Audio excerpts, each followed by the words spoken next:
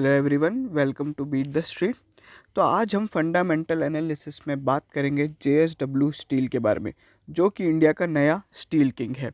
इस वीडियो में हम जेएसडब्ल्यू स्टील के बारे में सारी जानकारी जानेंगे, उनका बिजनेस, उनका क्या क्या स्ट्रैटेजीज है, उनके मैनेजमेंट कमेंट, उनके recent acquisitions, rating update, brokerage updates, उनके पूरे फिनेंशियल्स का एनालिसिस पिछले 10 क्वार्टर का, सारी चीज़ें आज इस पूरे वीडियो में हम लोग जान लेंगे।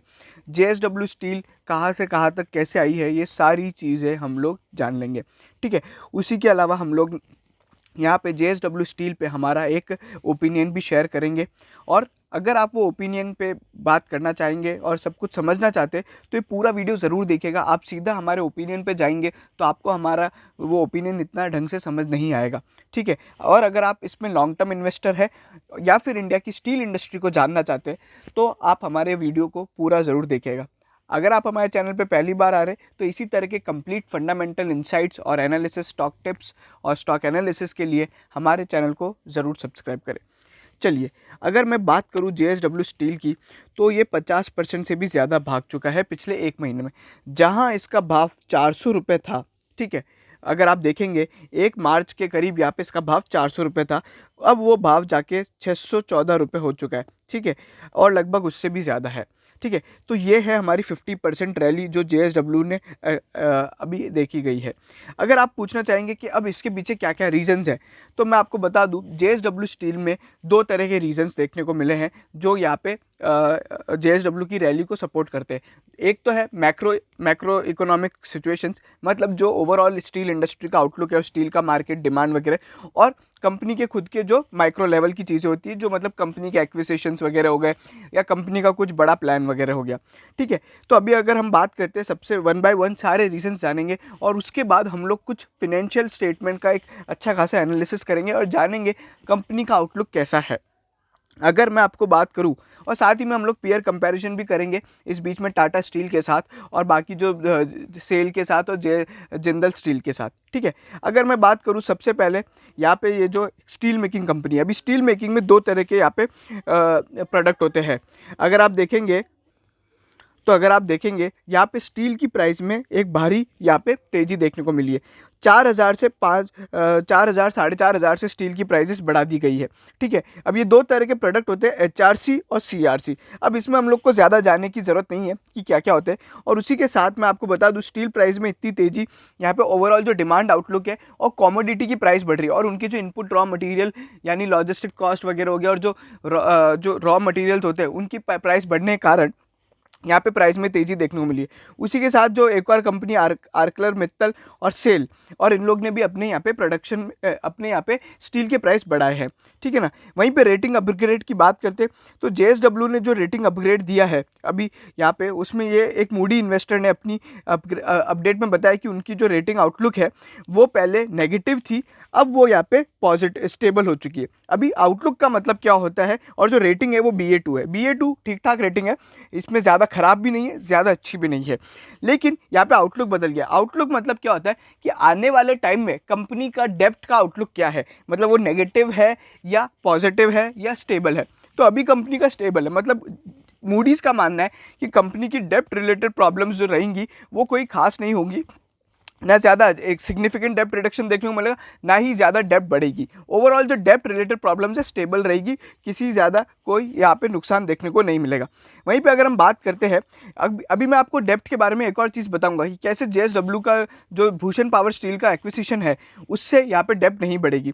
अगर मैं बात करूँ ब्रोकरेज व्यू की, तो यहाँ पे मोतीलाल ओसवाल ने 610 रुपये का टारगेट दिया था कुछ दिन पहले, और उन लोग ने यहाँ पे जो एस्टिमेट्स रेस किए हैं, मतलब अगले 2 साल के लिए FY 22 और 23 के लिए, तो जो EPS एस्टिमेट को यहाँ पे कंपनी ब्रोकर ने 48% 42% से रेस किया है। साथ ही में उन्होंने जो वॉल्यूम है 16% से राइज देखने का एक्सपेक्ट किया है। वहीं पे 22 या 37% से यहाँ पे EBITDA का रेस देखने को मिला है। ओवरऑल जो उनका टारगेट है कि ये नेट डेब्ट जो है कंपनी की, जो अभी करीबन 48,000 करोड़ है, वो 26% से कम हो जाएगी अगले 2 साल के अंदर। और उसी के साथ यहाँ पे कंपनी का यहाँ पे ओवरऑल जो कैपेसिटी है वो एक्सपेंशन देखने को मिलेगा। अभी मैं आपको बताता हूँ जेएसडब्ल्यू की डेप्ट क्यों नहीं बढ़ेगी। देखो क्या हुआ है कि जेएसडब्ल्यू के करीबन है ना जो 50,000 करोड़ की डेप्ट है ना, उसमें से अभी क्या हो रहा है कि 19,000 करोड़ तो यहाँ पे इन लोग ने BPCL के लिए दे दिए। तो अभी बीपीसीएल से डेप्ट और बढ़ जाएगा, ठीक है, मतलब 50,000 करोड़ प्लस 19,000 करोड़ हो जाएगा। लेकिन ऐसा नहीं होगा, क्यों? क्योंकि जेएसडब्ल्यू ने जितना भी लोन लिया है ना, एक स्पेशल पर्पस व्हीकल में लिया है। स्पेशल पर्पस व्हीकल मतलब क्या होता है? एक ऐसी कंपनी जिसको स्पेशल पर्पस के लिए बनाई जाती है। तो कंपनी ने एक नई कंपनी बनाई है जो बीपीसीएल को खरीदेगी, ठीक है। तो मोस्ट ऑफ द लोन है ना उसमें लिया गया है। और जेएसडब्ल्यू ने क्या किया है, पीएसएल करके एक कंपनी है, उसमें अपने 5,000 करोड़ रुपए डाले हैं। और ठीक है, 5,000 करोड़ रुपए डाले, और यहाँ पे 1,000 करोड़ दूसरी एक shipping company JSW shipping company से डाले, ठीक है। और पीएसएल यहाँ पे क्या कर रहा है, 2,500 करोड़ पहले बैंक से रेज कर रहा है, और उसके अलावा यहाँ पे करीबन 10,800 करोड़ का लोन। तो ये तीनों फिगर को अगर आप ऐड करोगे ना, तो यहाँ पे 19,000 करोड़ आता है। तो जेएसडब्ल्यू की बुक्स में क्या हो रहा है, केवल 5,000 करोड़ का ही इंपैक्ट आ रहा है। जेएसडब्ल्यू स्टील की मैं बात करूँ तो यहाँ पे 5,000 करोड़ का ही इंपैक्ट आ रहा है। इसलिए ये डेप्ट इतना सिग्निफिकेंट राइज नहीं होगा। 19,000 करोड़ की एसेट जरूर खरीदी है, लेकिन उससे जो डेप्ट बढ़ रही है वो केवल 5,000 करोड़ का छोटा मोटा इंपैक्ट देखने को मिलेगा। और हो सकता है ये जो 5,000 करोड़ है, ये कंपनी ने अपने इंटरनल अक्रूवल्स या फिर थोड़ी बहुत कमाई जो भी करती है, कैश रिजर्व्स वगैरह यूज करके भी थोड़ा बहुत फंड किया हो। जरूरी नहीं है सारी डेप्ट ही रेस की हो। तो स्टैंड अलोन बेसिस पे जेएसडब्ल्यू का डेप्ट फिगर आपको एक नॉर्मल दिखेगा। साथ ही में इसी तरह के जो स्ट्रक्चर थे ना डील के, वो यहाँ पे मोनात इस्पात और एशियन कलर कोटेड में भी देखे गए थे, ठीक है। ओवरऑल यहाँ पे जो बीपीसीएल के अंदर स्टेक है कंपनी का, वो 100% है। अगर आप जानना चाहते हैं कि जेएसडब्ल्यू और बीपीसीएल का स्ट्रक्चर कैसा है, तो मैं उसका जो डिटेल एनालिसिस इस वीडियो के अंत में करूँगा, ठीक है। फिर अगर हम बात करते हैं एक और क्या रीज़न है, Q4 बिजनेस अपडेट। अगर आप देखोगे तो कंपनी का 4.19 मिलियन टन्स का यहाँ पे Q4 में प्रोडक्शन है, जो 6% से ग्रो हुआ है वाई ऑन वाई बेसिस पे। वहीं पे अगर हम देखेंगे इसको, अगर आप बात करते हैं क्यू ऑन क्यू बेसिस पे, तो 2% से ग्रोथ हुआ है। ओवरऑल जो कंपनी का आउटलुक है यहाँ पे काफ़ी अच्छा है। जो प्रोडक्शन में अगर आप एक और चीज़ देखेंगे तो यहाँ पे देखेंगे तो कैपेसिटी यूटिलाइजेशन है ना, वो 96% हो चुका है। मतलब मान लीजिए जेएसडब्ल्यू की कैपेसिटी अभी करीबन है ना 22 MTPA है। मतलब ये इस एक्विजिशन से पहले 20 MTPA के करीब थी। तो मतलब उसका 96% यहाँ पे करीबन कंपनी ने यूटिलाइज किया है। और ये क्या होता है कि कैपेसिटी यूटिलाइजेशन जितना ज़्यादा होता है ना, उतनी फिक्स्ड कॉस्ट यहाँ पे कंपनी की, जो अगर आप देखोगे तो यहाँ पे जल्दी से रिकवर होती है। तो उतना जो कॉस्ट बेनिफिट है, मतलब जो कॉस्ट लगती है फिक्स्ड कॉस्ट, वो रिकवर करने में ईजी रहता है। तो कुल मिला के कैपेसिटी यूटिलाइजेशन जितना ज़्यादा होगा, उतनी कंपनी की जो मार्जिन है वो इंक्रीज होंगे, और यहाँ पे कंपनी का कॉस्ट धीरे धीरे कम होता जाएगा, वेरिएबल कॉस्ट की अगर आप बात करते हैं तो, ठीक है ना। उसी के अलावा मैं यहाँ पे एक और बात बताना चाहूँगा। अगर आप इसको पिछले साल से कंपेयर करते हैं ना, मतलब पिछले एक साल FY20 को और FY19 को अगर आप कंपेयर करेंगे, तो जेएसडब्ल्यू का प्रोडक्शन वीक रहा है। इसके पीछे क्या रीज़न है, कोविड-19 का पेंडेमिक का यहाँ पे एक रीज़न दिया है। अब अगर हम बात करते हैं रिसेंट एक्विजिशंस की, बीपीसीएल जिसकी 3.5 मिलियन टन्स की यहाँ पे कैपेसिटी है, 8,000 करोड़ इसका लास्ट ईयर का रेवेन्यू था, ठीक है। अभी ये क्यों कंपनी के लिए इंपॉर्टेंट है, कंपनी को इससे ईस्टर्न रीजन में यहाँ पे कंपनी को, जैसे कि चंडीगढ़, मोहाली, कोलकाता और सबसे इंपॉर्टेंट ओडिशा में यहाँ पे कंपनी को यहाँ पे इससे एक्सपेंशन मिल जाएगा। अभी तक कंपनी के जो प्लांट थे ना, वो कर्नाटका में थे, महाराष्ट्र में थे और तमिलनाडु में थे। बट अभी क्या हो गया, ये 2-3 जगह और प्लांट मिल गए बीपीसीएल के कारण। अब इससे क्या होगा ना, बीपीसीएल यहाँ पे मतलब ओवरऑल जो जेएसडब्ल्यू स्टील है, वो ईस्टर्न और नॉर्थन रीजन में भी सप्लाई कर सकता है। और जेएसडब्ल्यू स्टील की एक है ना आयरन माइन है, जिससे यहाँ पे अब बीपीसीएल को यहाँ पे रॉ मटेरियल भी मिल सकता है। तो ओवरऑल ये जो सारी चीज़ें है ना, ये कंपनी के कॉस्ट को, लॉजिस्टिक कॉस्ट को यहाँ पे कम करेगी। तो यहाँ पे कंपनी अब ईस्टर्न और नॉर्थन मार्केट्स को बहुत अच्छी तरीके से सर्व कर सकता है, और यहाँ पे एक बहुत ही शानदार चीज़ है। वहीं पे वेल्सपन का एक पीसीएमडी, जो कि एक बिजनेस होता है, उसको एक्वायर किया है। पीसीएमडी बिजनेस क्या होता है, मैं इसके बारे में आपको थोड़ा डिटेल में बाद में बताऊंगा। एक ये नया बिजनेस है जो कंपनी ने एक्वायर किया है। उसी के अलावा जेएसडब्ल्यू वल्लभ टिनप्लेट करके एक कंपनी है, जिसके अंदर 26.4 स्टेक कोई बाहर की पार्टी ओन करती थी, वो भी कंपनी ने अब खरीद लिया है। टिन प्लेट की एक कंपनी है, ठीक है ना। अगर आप देखोगे तो है ना, टिन प्लेट करके एक टाटा ग्रुप की भी कंपनी है, ठीक है ना। तो ये सारी चीज़ें, अब ये जो जेएसडब्ल्यू वल्लभ है, ये क्या बोलते हैं, कंपनी की होली ओन सब्सिडरी बन चुकी है। अब अगर पॉसिबल एक्विजिशंस की बात करें, तो एक है नीलाचल इस्पात करके एक कंपनी है जो गवर्नमेंट की है, जो अभी डाइवेस्टमेंट में रखी गई है, और माना जा रहा है कि जेएसडब्ल्यू इसके लिए बिड जरूर करेगा, ठीक है ना। जेएसडब्ल्यू में आपको बता दूं, ये टाटा स्टील स्टील ग्रुप से और टाटा ग्रुप से बहुत ज़्यादा एग्रेसिव है। अगर आप देखोगे टाटा स्टील इतने एक्विजिशंस नहीं करता है। टाटा स्टील ने BSL को खरीदा था, यानी भूषण स्टील लिमिटेड को, ठीक है, और इन लोग ने खरीदा भूषण पावर स्टील लिमिटेड को, ठीक है ना। तो ये दो अलग अलग चीज़ें, दो अलग अलग कंपनी है, बट टाटा स्टील इतने ज़्यादा एक्विजिशन नहीं करता है। तो अभी अपन को देखना रहेगा नीलाचल इस्पात को कौन खरीदता है, ठीक है। अभी इसके लिए बिड वगैरह बुलाई जा रही है और JSW का बाजार की रिपोर्ट के हिसाब से यहाँ पे JSW भी इसमें इंटरेस्ट दिखा रहा है। अगर हम देखें कंपनी ने नया बिजनेस क्या लॉन्च किया है और वो सब है, तो हॉट रोल्ड प्लेट्स करके कंपनी ने एक नई चीज़ चालू करी है। 5 MTPA हॉट स्ट्रिप मिल फैसिलिटी कंपनी ने अभी अभी चालू करी है, और ओवरऑल ये जो पूरा कैपेसिटी है इसका 5 MTPA, तो इसका प्रोडक्शन चालू हो चुका है। वहीं पे मैनेजमेंट कमेंट बहुत स्ट्रांग है। मैनेजमेंट कमेंट स्ट्रांग कैसे हुआ, अब मैं आपको बताता हूँ। मैनेजमेंट कमेंट में क्या बोला, सज्जन जिंदल जो कंपनी के चेयरमैन है, उन्होंने कहा कि 45 MTPA हम लोग 2030 तक अचीव कर लेंगे। अभी जो कंपनी का JSW स्टील का जो ओवरऑल कैपेसिटी है BPCL के एक्विजिशन के बाद, तो यहाँ पे 22 MTPA हो चुका है, ठीक है। 22 MTPA के साथ ये इंडिया का लार्जेस्ट स्टील प्रोड्यूसर बन चुका है और स्टील किंग बन चुका है।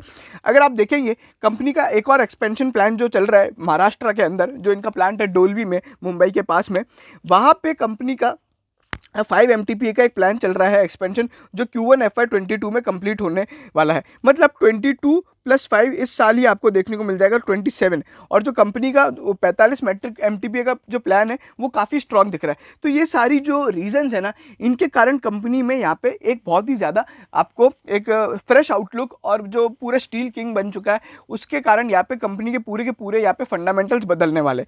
तो ये सारी चीज़ें थी। अब हम बात करते हैं कंपनी के कुछ फिनेंशियल्स की और थोड़े बहुत टेक्निकल चीज़ों की। अगर आप मेरे से पूछोगे टेक्निकली कंपनी कैसी है, मतलब टेक्निकल आउटलुक क्या है, तो मैं टेक्निकल एनालिसिस किया तो मेरे को लगता है कि कंपनी का जो मोमेंटम है वो काफ़ी स्ट्रांग है, ठीक है। और मोमेंटम केवल इसी कंपनी का नहीं, ओवरऑल जो स्टील इंडस्ट्री का है। मतलब अगर आप देखोगे टाटा स्टील का भाव देखोगे या टाटा स्टील लॉन्ग प्रोडक्ट्स का भाव देखोगे, जितनी भी स्टील कंपनीज है सेल वगैरह का, तो ये सभी तेजी दिखा रही है। तो ओवरऑल पूरी स्टील इंडस्ट्री का आउटलुक बदल रहा है और JSW स्टील में सबसे ज़्यादा मोमेंटम है।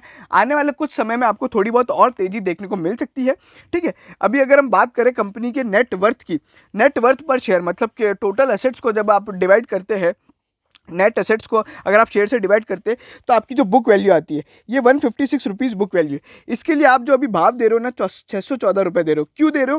क्योंकि आपको लगता है कि कंपनी का जो ग्रोथ है वो और ज़्यादा स्ट्रांग है। मतलब क्या होता है कि कभी भी है ना बुक वैल्यू पे शेयर नहीं मिलता है, बहुत कम कंपनीज होती है जिसमें बुक वैल्यू पे मिलता है। मतलब कंपनी की एसेट की वर्थ इतनी है और कंपनी अपन इतने रुपए में खरीद रहे, तो जो प्राइस टू बुक रेशो आएगा वो करीबन 4 के लगभग आता है, जो कि काफ़ी डिसेंट है, ठीक है ना। और ये जो अभी ये नेटवर्थ के जो फिगर्स है ना, ये सितंबर 20 के, दिसंबर 20 में कंपनी ने डिस्क्लोज नहीं किया था, क्योंकि वो 6 महीने में एक बार डिस्क्लोज होता है, ठीक है। और अगर आप देखोगे पी रेशो जो है कंपनी का वो करीबन 57-58 के लगभग है, जो काफ़ी ठीक ठाक है। डेब्ट टू इक्विटी रेशो 1.33 है, ठीक है। ROC कंपनी का 9% है, ROE कंपनी का 12.9% है। तो ओवरऑल जो ये सारी चीज़ें हैं, अगर आप देखोगे करंट रेशो, मतलब करंट रेशो का मतलब क्या होता है, current assets divide by current liability, तो ये थोड़ा प्रॉब्लमेटिक है, क्योंकि कंपनी का जो करंट लाइबिलिटीज़ है वो कंपनी की ज़्यादा है। मतलब क्या हो सकता है, आने वाले टाइम में आपको करंट लाइबिलिटीज़ को पे ऑफ करने के लिए आपको अपनी कुछ लॉन्ग टर्म एसेट्स बेचनी पड़े। बट अभी देखना रहेगा कि JSW ये सारी चीज़ें कैसी करती है। ओवरऑल अगर आप देखोगे तो वैल्यूएशंस वगैरह ठीक ठाक है, बट एक अच्छी खासी रैली देखने को मिल चुकी है। हम करते हैं पीयर कंपैरिजन की बात करें तो आप देखोगे टाटा स्टील का भी जो पी रेशो है वो लगभग इतना ही है। और फिर अगर आप इससे कंपेयर करते हो टाटा स्टील और JSW को, तो मैं आपको बोलूँगा JSW के साथ जाइए।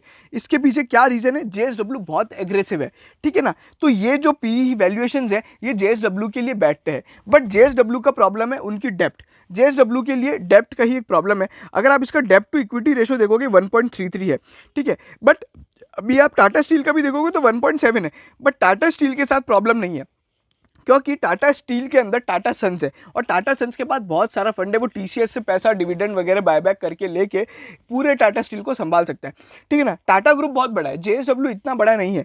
बट JSW स्टील में अभी क्या प्रॉब्लम हो रही है, एक और प्रॉब्लम है कि जो टाटा की जो डेप्ट है ना, ये डेप्ट अभी नहीं ली गई है और टाटा स्टील के जो बिजनेस है वो सभी सस्टेन्ड है और अभी लगातार चल रहे हैं। बट JSW स्टील ने जो अभी इतने सारे बिजनेस एक्वायर किए उनको स्ट्रीमलाइन करने में टाइम लगेगा। इसलिए हो सकता है कि JSW स्टील को डेप्ट रीपेमेंट करने में थोड़ी प्रॉब्लम हो, थोड़ी ज़्यादा प्रॉब्लम हो as compared to Tata steel, ठीक है ना। बाकी अगर आप देखोगे सेल से कंपेयर करते हो तो सेल एक गवर्नमेंट कंपनी, तो मैं ज़्यादा कुछ बोलूँगा नहीं उस पे, क्योंकि उसमें इतना एग्रेशन नहीं होता है, एग्रेसिव नहीं होता है। अगर आप ऑपरेशन प्रॉफिट मार्जिन देखना चाहते हो, ऑपरेशनल प्रॉफिट मार्जिन, तो यहाँ पे इसका सबसे हाईएस्ट है पिछले 1 साल का, ठीक है। वहीं पे अगर हम देखें लास्ट क्वार्टर का, तो लास्ट क्वार्टर में भी जो ऑपरेशनल प्रॉफिट मार्जिन है वो 27% रहा है। आरओसीई भी कंपनी का सबसे हाईएस्ट है, और नेट प्रॉफिट मार्जिन और जीपीएम भी कंपनी का अच्छा खासा है। तो यहाँ पे ओवरऑल जो अगर आप देखोगे कंपैरिजन, इवन अगर आप जनरल स्टेनलेस स्टील से भी कंपेयर करते हैं तो काफ़ी ठीक ठाक वैल्यूएशंस है। बट यहाँ पे एक मैं आपको बताऊंगा, एक जो कंपनी है जो यहाँ पे एक और अभी भी वैल्यूएशन के टर्म में बहुत अंडर वैल्यूड है, वो है टाटा स्टील बीएसएल। इसका जो पी है 10 का है, इसका डेप्ट टू इक्विटी भी कम है, इसका ओपीएम भी ठीक ठाक है, ठीक है ना, और आरओसी जरूर कम है, मैं मानता हूँ। बट अगर आप देखोगे ऑपरेशनल प्रॉफिट मार्जिन, तो इसका जेएसडब्ल्यू स्टील से भी ज़्यादा है। तो टाटा स्टील बीएसएल में अभी भी बहुत दम है, ठीक है ना। तो ये एक बहुत ही शानदार बाय पिक हो सकती है। अभी इसका जो भाव चल रहा है करीबन 60 रुपये चल रहा है, तो आप मान सकते हैं कि 75 रुपये के अच्छे खासे आपको टारगेट अच्छे खासे देखने को मिल सकते हैं इस साल में। तो टाटा स्टील बीएसएल पे मेरी ये राय है, ये मेरा अनादर पिक है। अगर आप टाटा स्टील के साथ नहीं जाके आप टाटा स्टील बीएसएल के साथ जा सकते हैं, ठीक है। अगर हम बात करें कंपनी कुछ क्वार्टरली रिजल्ट्स की, वापस हम जेएसडब्ल्यू स्टील पे आते हैं, तो ओवरऑल आप देखोगे तो सेल्स का फिगर जो है कंपनी का वो लगभग उतना ही रहा है। सेल्स में कंपनी की कोई खास यहाँ पे तेजी नहीं देखने को मिली है, ठीक है ना। क्वार्टरली सेल्स जो रही है ना, वो लगभग 20,000 21,000 रहती है, उतनी ही है, ठीक है। उसी के अलावा कंपनी का अगर आप ऑपरेशनल प्रॉफिट मार्जिन देखोगे तो उसमें ज़रूर यहाँ पे अच्छी खासी तेजी देखने को मिली 27% की, और ये एक रीज़न था Q3 में बहुत ज़्यादा यहाँ पे था। वहीं पे जो कंपनी का डेप्ट का पेमेंट, इंटरेस्ट पेमेंट है, वो भी लगभग उतना ही रहा है, इसमें कोई ज़्यादा चेंज नहीं आया है, ठीक है। नेट प्रॉफिट जो रहा है कंपनी का भी लगभग उतना ही है, जहाँ 2500 करोड़ फिर 2000 करोड़ का प्रॉफिट होता था, अब भी लगभग 2600 करोड़ का है, ठीक है। बट आप इसको सितंबर से इससे मत कंपेयर कीजिए, क्योंकि यहाँ पे कंपनी पेंडेमिक में थी, पेंडेमिक में प्रॉब्लम्स ज़्यादा थी, ठीक है। तो ओवरऑल अब यहाँ पे देखना रहेगा, कंपनी के लिए मेजर ट्रिगर रहेगा वो रहेगा कंपनी का Q4 का रिजल्ट। Q4 रिजल्ट यहाँ पे बहुत बड़ा प्रॉब्लम वो रहेगा कि उससे आगे पूरा आउटलुक डिसाइड होगा कंपनी का। बाकी आप इसको एनुअलाइज पे बेसिस पे अगर आप देखेंगे तो जेएसडब्ल्यू स्टील का जो एनुअल फिगर है, एनुअल सेल्स का फिगर है, वो 2012 से लेके 2020 तक काफ़ी तेजी देखने को मिली। जहाँ 34,000 करोड़ का रेवेन्यू था, वो 73,000 करोड़ का रेवेन्यू हो चुका है। ये सारी चीज़ हम लोग कंसोलिडेटेड बेसिस पे देख रहे हैं, ठीक है। ओपीएम वगैरह मैं आपको बता चुका हूँ, ईपीएस वगैरह भी हम लोग देख चुके हैं। तो ओवरऑल यहाँ पे जो कंपनी का डेप्ट का इशू है वो इतना ज़्यादा नहीं है। डेप्ट का इशू तो ज़्यादा है, बट ओवरऑल जो कंपनी के प्रॉफिट एंड लॉस है वो सारी चीज़ें एक नॉर्मल ट्रेंड में देखने को मिल रही है। अगर हम बात करें बोरोइंग्स की, तो कंपनी की जो बोरोइंग्स है, जिसकी मैं हर बार यहाँ पे बताता आ रहा हूँ कि ये प्रॉब्लमेटिक सिचुएशन हो सकती है, वो बोरोइंग्स आप देख लिए 21,000 करोड़ से बढ़ के 49,000 करोड़ हो चुकी है। और स्टील के अभी जो रिसेंट एक्विजिशन किए, तो हो सकता है लगभग ये डेप्ट करीबन 60,000 करोड़ के लगभग जा सकती है, ठीक है ना। अभी ये केवल हमारा एक एस्टीमेट है, अभी ये कंपनी के जब फिगर्स आएंगे Q4 के, जब पता पड़ेगा। ये सारे फिगर सितंबर 20 के हैं। नेटवर्थ अगर आप देखोगे नेटवर्थ कैसे कैलकुलेट करते हैं, तो मैं आपको बता दूं, आप इन दो चीज़ों को ऐड करोगे तो नेटवर्थ आ जाएगी। कंपनी की नेटवर्थ इतनी है, ठीक है ना। और कंपनी का जो प्राइस टू बुक रेशो है वो यहाँ पे इसका 4 गुना है, मतलब कंपनी का मार्केट कैप जो है वो यहाँ पे इसका 4 गुना है। तो करीबन 40,000 करोड़ कंपनी का यहाँ पे ओवरऑल नेटवर्थ है, और इसके 40,000 नहीं 38,000 करोड़ का कंपनी का नेटवर्थ है, और इसका 4 गुना अगर आप कर लेते हैं तो उसका मार्केट कैप आ जाएगा। तो ये सारी चीज़ें ओवरऑल। मैं एक और चीज़ बताना चाहूँगा कंपनी का CWIP पे। CWIP का मतलब क्या होता है, जो कंपनी का कैपेक्स है जो अभी प्लान में है, मतलब अगर मैं मान लीजिए एक बिल्डिंग बना रहा हूँ तो मैं पहले उसको CWIP में शो करूँगा। तो ऐसी जितनी भी एसेट्स है ना, जो कंपनी एक्सपेंशन कर रही है, वो सारा एसेट यहाँ पे आएगा। तो अगर आप देखोगे कंपनी का CWIP फिगर 6,000 करोड़ था, वो अभी करीबन 30,000 करोड़ है। मतलब कंपनी के करीबन 30,000 करोड़ के एक्सपेंशन और जो ओवरऑल एसेट क्रिएशंस हैं वो सारे अभी भी कंपनी के इतने लाइन में है। मतलब 30,000 करोड़ की एसेट पे कंपनी काम कर रही है, और कंपनी उसको खड़ा कर रही है, कंपनी बना रही है, या एक्सपेंशन वगैरह हो रहे हैं। तो ये सारी चीज़ें हैं। उसी के अलावा टोटल एसेट्स में एक अच्छी खासी तेज़ी देखने को मिली है।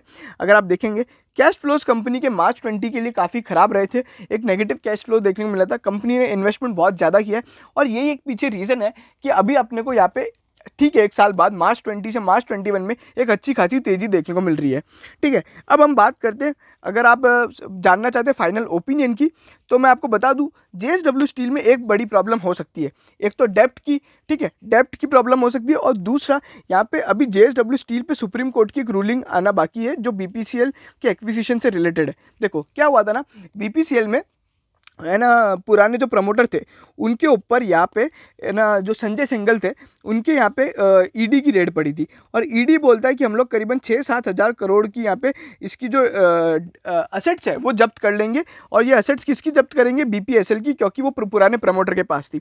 तो अभी यहाँ पे सुप्रीम कोर्ट और बैंक्स के बीच में जो मतलब बैंक्स के बीच में और जेएसडब्ल्यू के बीच में क्या एग्रीमेंट हुआ है कि अगर कल को एससी बोलता है, अगर बोलता है कि ईडी सही है, ठीक है, ईडी का केस सही है और ईडी को वो अलाउ करता है 6,000 करोड़ असेट ले जाने को, 6,000 करोड़ की असेट जब्त करने को, तो यहाँ पे बैंक्स ने बोला है कि हम लोग आपको वापस पूरा पैसा दे देंगे और हम लोग पूरा बीपीएससीएल वापस ले लेंगे। मतलब अगर सुप्रीम कोर्ट नेगेटिव रूलिंग देता है, बोलता है कि ईडी यहाँ पे असेट जब्त कर सकती है, तो यहाँ पे जेएसडब्ल्यू स्टील को बीपीएसएल वापस देना पड़ेगा और जितना 19,000 करोड़ का पैसा है वो वापस आ जाएगा।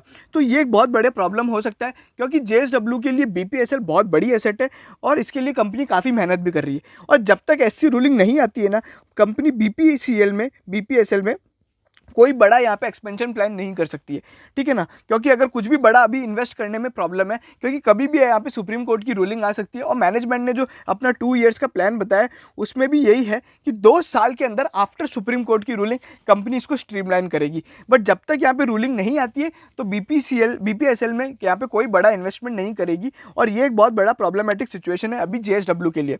उसी के अलावा एक और जो की ट्रिगर है वो कंपनी का है यहाँ पे Q4 का, जो कंपनी का Q4 के रिजल्ट है वो कैसे रहते हैं, ये कंपनी का पूरा आउटलुक डिसाइड करेगा। अगर ये काफ़ी अच्छे आते हैं Q3 या फिर पिछले Y-on-Y Q-on-Q बेसिस से अच्छे आते हैं तो यहाँ पे कंपनी में एक अच्छी खासी तेज़ी देखने को मिल सकती है। अगर हम बात करते हैं हमारे लॉन्ग टर्म टारगेट की, तो हमारा जो पुराना टारगेट था ना 550 का, वो तो अब हिट हो चुका है, जो हमने 5-7 दिन पहले दिया था, ठीक है, वो टारगेट अभी हिट हो चुका है। और अभी जो हमारा नया टारगेट है लॉन्ग टर्म के लिए वो है 750 का, ठीक है। अब अगर आप मुझसे पूछते हैं शॉर्ट टर्म टारगेट क्या है, तो शॉर्ट टर्म के लिए मैं आपको बोलूँगा एक बार आप अपने है ना प्रॉफिट्स बुक कर लो, ठीक है, एक बार आप अपने प्रॉफिट बुक कर लो, क्योंकि काफ़ी अच्छी खासी रैली देखने को मिल चुकी है। जैसे ही बाजार गिरेगा थोड़ा बहुत तेज वापस गिरावट देखने को मिलेगी और इसको बाय ऑन डिप्स करो और इसको लॉन्ग टर्म के लिए खरीदो, ठीक है। लॉन्ग टर्म के लिए मैं वापस बोलता हूँ 3 स्टॉक आप लेके चलो। एक तो जेएसडब्ल्यू स्टील ले लो, ठीक है, दूसरा आप टाटा स्टील ले लो और फिर आप ले लो टाटा बीएसएल, ठीक है ना। टाटा स्टील और टाटा बीएसएल, ये तीनों का एक अच्छा खासा पोर्टफोलियो बना के चलो। मैक्सिमम जेएसडब्ल्यू को लो, फिर आप टाटा स्टील बीएसएल को लो और फिर आप टाटा स्टील को लो, ठीक है ना। ये इस तरीके से आप अपना पोर्टफोलियो स्टील का बनाएंगे तो काफ़ी आपको शानदार यहाँ पे एक वैल्यू क्रिएशन देखने को मिलेगा और एक अच्छा खासा वेल्थ क्रिएशन देखने को मिलेगा, ठीक है। तो ये सारी चीज़ें हैं। अगर आप जानना चाहते हैं अभी वो डील के बारे में जो बीपीसीएल और वेल्सपन के साथ हुई है, तो मैं आपको बता देता हूँ फटाफट क्या क्या हुआ है। हम लोग ये सारी चीज़ें भी जान लेते हैं। देखो, अभी अगर आप देखेंगे तो ये रिजोल्यूशन प्लान है, ठीक है ना। अभी रिजोल्यूशन प्लान में 8,600 करोड़ यहाँ पे पीएसएल के अंदर डाले जाएंगे, जिसमें से 5,000 करोड़ कंपनी जेएसडब्ल्यू फंड कर रही है, ठीक है। और बाकी जो पैसा है ये 8,500 करोड़ ये दिया जाएगा बैंक्स को। ओवरऑल यहाँ पे जो लोन लिया जाएगा 10,600 करोड़ का जो लोन लिया जाएगा वो यहाँ पे पीएसएल लेगी, ठीक है ना। 8,600 करोड़ यहाँ पे जेएसडब्ल्यू ने अरेंज करके दिए, उसमें से 1,000 करोड़ तो यहाँ पे शिपिंग कंपनी ने दे दिए और कुल मिला के 5,000 करोड़ जेएसडब्ल्यू स्टील ने दे दिए, ठीक है। तो ये पूरा डील स्ट्रक्चर है, ठीक है। और बाकी थोड़े बहुत और कॉम्प्लिकेटेड स्ट्रक्चर है, लेकिन हमको ये जानने की बात नहीं है। हम केवल आपको इतना बता सकते हैं, देखो जेएसडब्ल्यू स्टील की 100% सब्सिडरी है यहाँ पे पीएसएल, ठीक है। और पीएसएल ने एक कंपनी में पैसा लगाया है, वो यहाँ पे बीपीसीएल को कवर करती है। मतलब पीएसएल की यहाँ पे 100% स्टेक है और पीएसएल के अंदर जेएसडब्ल्यू स्टील का स्टेक है। तो कुल मिला के जेएसडब्ल्यू स्टील 100% ओनर है, ठीक है। अगर हम बात करते हैं जो कंपनी का नया बिजनेस है जो अभी खरीदा गया है उसके बारे में, तो वो वेल्सपन वाला बिजनेस है, उसके बारे में मैं बात कर लेता हूँ। पीसीएमडी बिजनेस है जिसका नाम होता है high grade steel plates and coil का बिजनेस है, जिसको कंपनी ने खरीदा है। कितने रुपए में खरीदा है? तो करीबन 850 करोड़ रुपए में इस बिज़नेस को खरीदा है, ठीक है ना। तो ये सारी चीज़ें हैं। ओवरऑल जो एक्विजिशंस है ये कंपनी करती आ रही है, ठीक है। ये वीडियो यहीं ख़त्म होता है। अगर आपको पसंद आया हो तो हमारे चैनल को ज़रूर सब्सक्राइब करें, बेल आइकन को ज़रूर दबाएं और शेयर कीजिए हमारे वीडियो जेएसडब्ल्यू स्टील के सभी शेयर होल्डर्स के साथ, ताकि वो लोग सब जान सकें। और ये हम लोग ने आज किया पूरा फंडामेंटल एनालिसिस। इसी तरह के आप फंडामेंटल वीडियोस देखना चाहते हैं तो आप हमारे एंड स्क्रीन पे देख सकते हैं, और आई बटन दबा के भी बहुत सारे फंडामेंटल वीडियोस देख सकते हैं। इसके अलावा हमने क्या क्या एनालिसिस किया, DHFL का किया था अभी थोड़े दिन पहले, और उससे पहले अभी हम लोग ने ऑर्चिड फार्मा का किया है जो काफ़ी चला है। ऑर्चिड फार्मा में बहुत से लोग फंसे हुए हैं, तो उसके बारे में हम लोग ने काफ़ी एक डिटेल्ड एनालिसिस किया था ऑर्चिड फार्मा का भी इसी तरीके से। तो इसी तरह की वीडियोस देखने के लिए आप हमारे चैनल को सब्सक्राइब करें, बेल आइकन को जरूर दबाएं। आप सभी का बहुत बहुत धन्यवाद।